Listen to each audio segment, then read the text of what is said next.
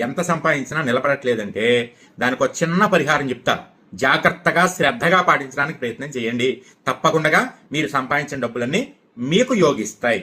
అంటే వచ్చిన డబ్బులు ఖర్చు అయిపోవడం కాకుండా మీరు అనుభవించడానికి అవకాశం ఉంటుంది.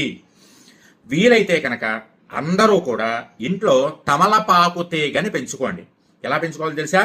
ఇంటి ద్వారబంధం మనం మామిడి తోరణం కట్టినట్టుగా ద్వారబంధానికి తమలపాకు తీగ పాకేసేయచ్చు, ఇబ్బంది ఏం లేదు.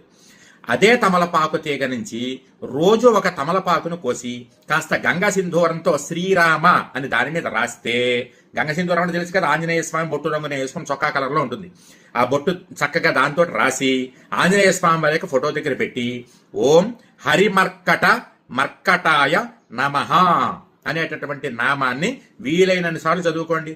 ఆంజనేయ స్వామి వారి యొక్క అనుగ్రహం వల్ల మీ దృష్టి దోషాలు, నరఘోష, నరపేడ లాంటివి తగ్గి మీరు సంపాదించిన డబ్బులు మీ ఇంట్లో నిలబడతాయి. ఇంట్లో రోగాలు తగ్గుతాయి, కష్టాలు తగ్గుతాయి.